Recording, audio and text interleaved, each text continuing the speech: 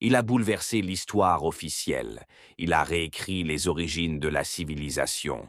Il a rendu leur fierté aux peuples africains.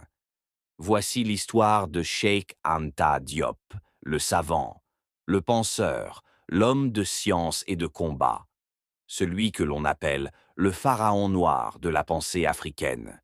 Voici le récit d'une quête, celle de la vérité, une enfance entre tradition et modernité. Cheikh Anta Diop naît le 29 décembre 1923 à Tiétou, un village du Baol au Sénégal. Issu d'une famille wolof musulmane, il grandit au contact de la tradition, des récits oraux, de l'histoire précoloniale. Très jeune, il montre un esprit brillant, curieux, passionné de savoir.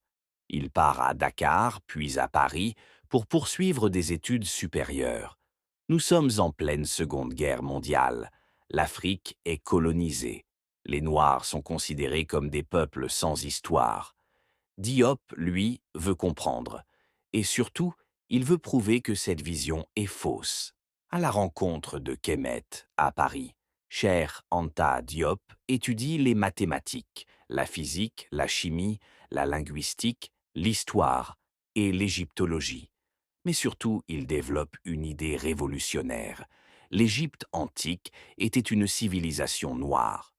Ces thèses vont à l'encontre de tout ce qu'enseigne alors l'université occidentale. Pour les historiens coloniaux, l'Afrique noire n'a jamais rien produit. Mais Diop va démontrer, preuve à l'appui, que la civilisation égyptienne, berceau des sciences, de la philosophie, de l'État, était africaine, et que cette histoire a été volée. Un savant contre l'académie. En 1954, il publie son premier grand ouvrage, Nations, nègres et culture. Le livre crée un scandale.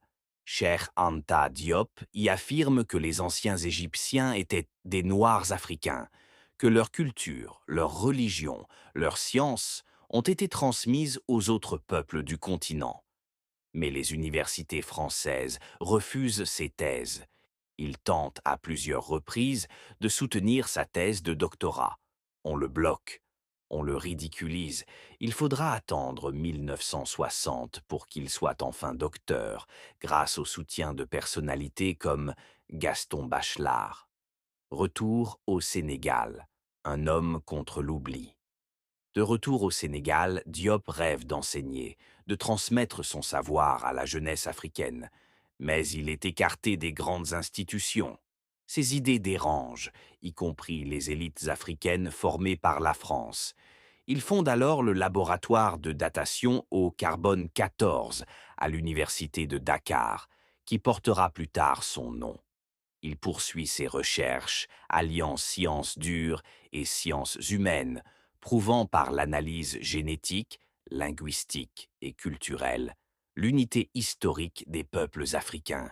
Il crée aussi un journal politique, Siggi, et s'engage pour une Afrique souveraine et fédérée.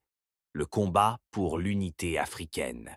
Pour Cheikh Anta Diop, l'histoire n'est pas un simple récit du passé, elle est une arme politique. Une Afrique qui ignore son passé est une Afrique vulnérable.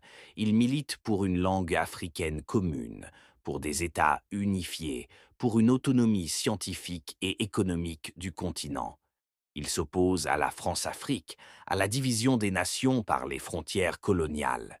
Il critique les régimes corrompus, les intellectuels soumis.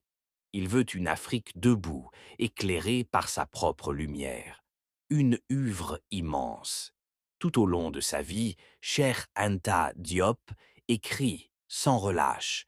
Parmi ses ouvrages majeurs, Civilisation ou barbarie, Antériorité des civilisations nègres, l'unité culturelle de l'Afrique noire précoloniale. Son travail est enfin reconnu dans les années 1980, y compris par l'UNESCO.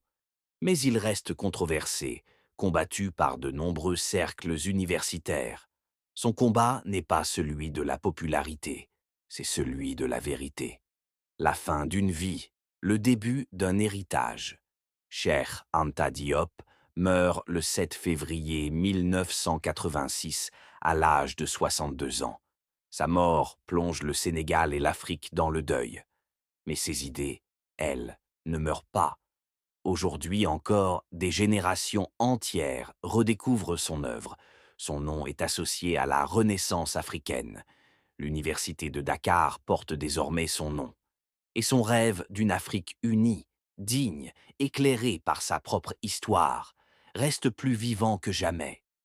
Cheikh Anta Diop n'était pas un simple intellectuel, il était un guerrier du savoir, un rebelle de la science, un réparateur de mémoire. Il a redonné à l'Afrique la conscience de sa grandeur passée et les clés de sa liberté future. Contre le mépris, contre l'oubli, contre les falsifications, il a affirmé une chose simple: l'Afrique est la mère des civilisations.